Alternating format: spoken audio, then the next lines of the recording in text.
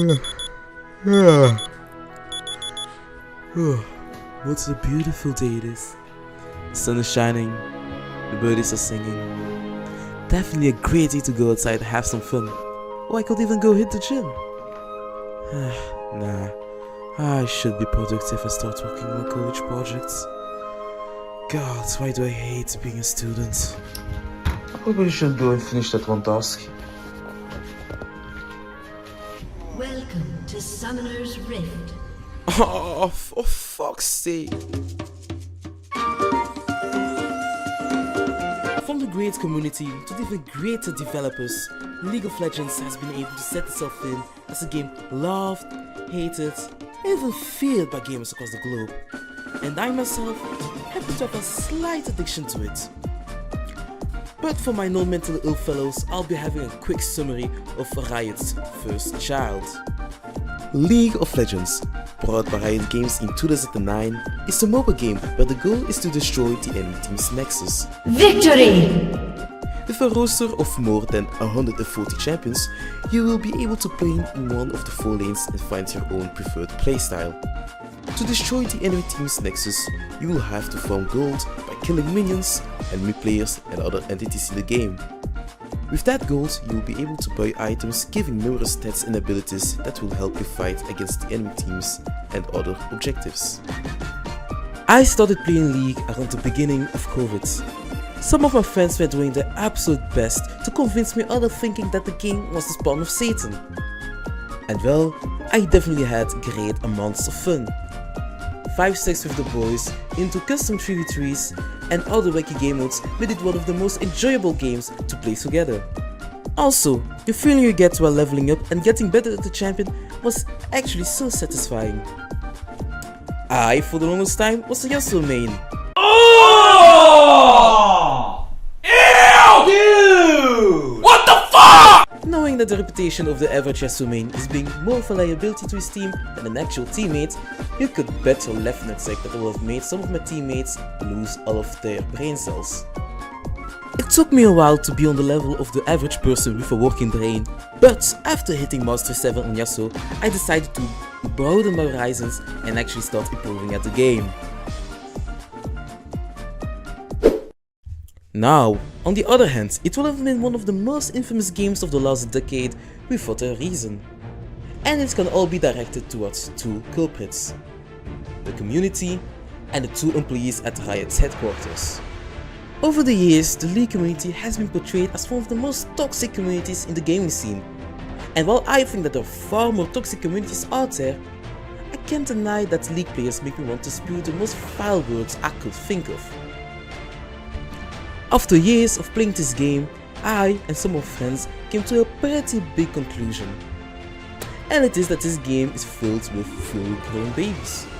From teammates wanting to give up the game after their first death, or straight to griefing your game, to enemy players being the most insufferable individuals on planet Earth, there's far too much room to hate and flame each other while playing the game. Pretty much all of the dramas are born out of prejudice, ignorance, or straight up childishness.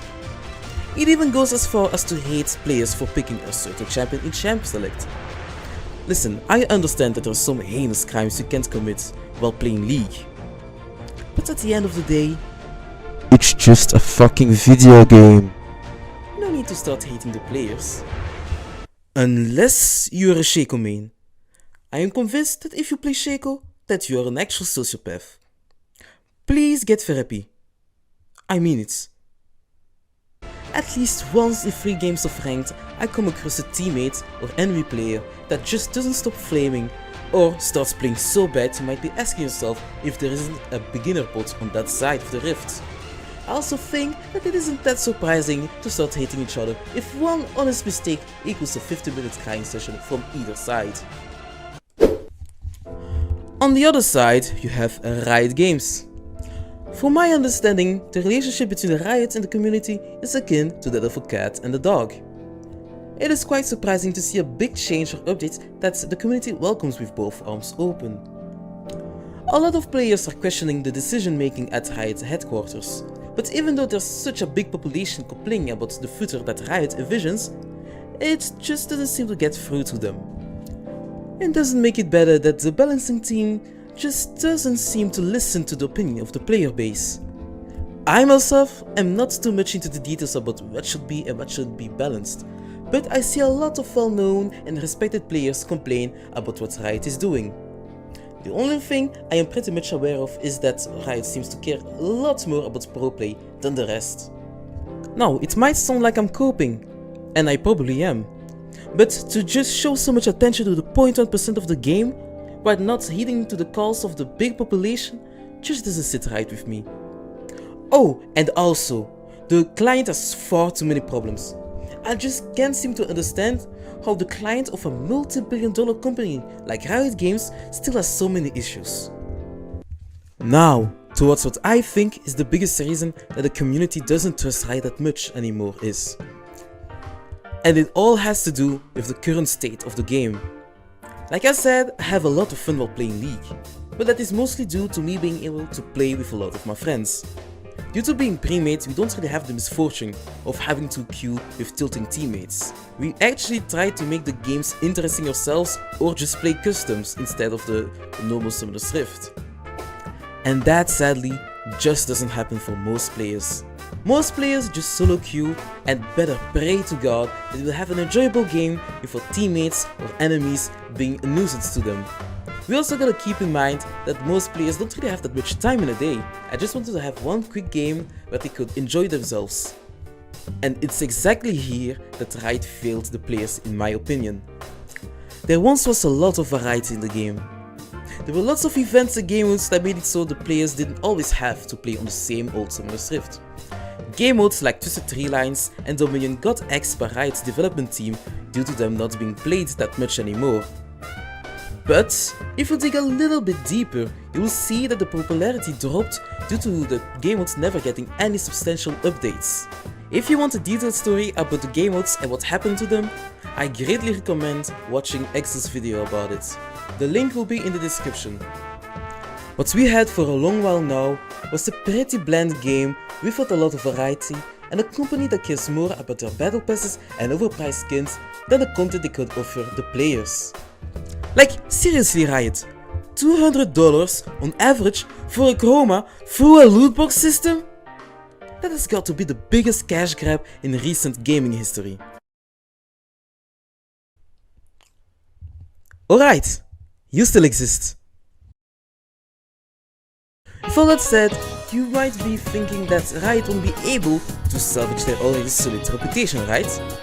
Well, am I quite surprised to tell you that you still can, and actually already have started doing it.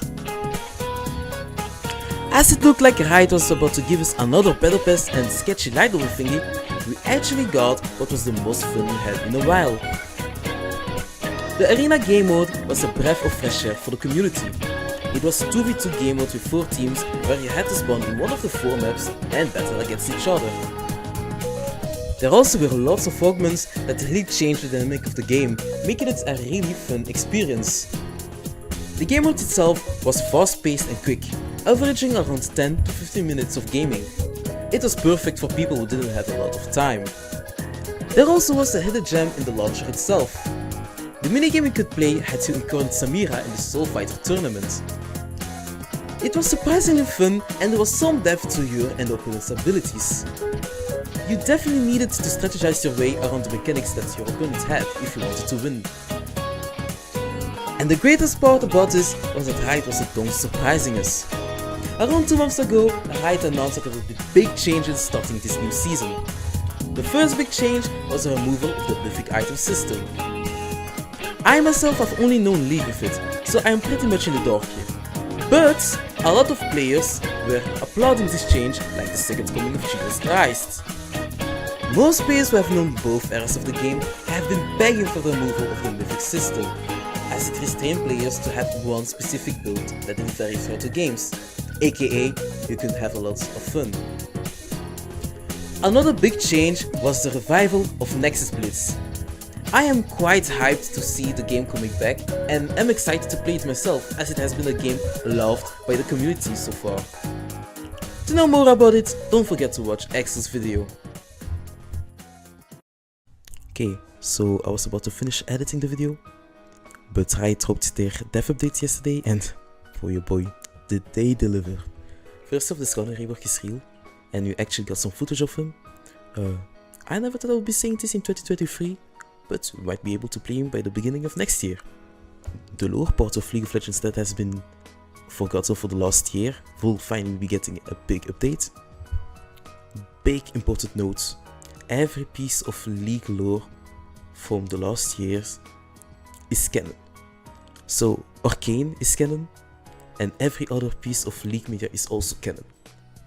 There definitely will be some inconsistencies here and there, but the teams at Riot are doing their absolute best to unify everything to make one unified universe.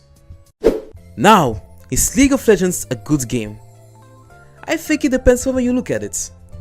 The game is a huge success, being the most known esports game in the world, gathering millions of viewers on streaming platforms and averaging around 180 million players a month.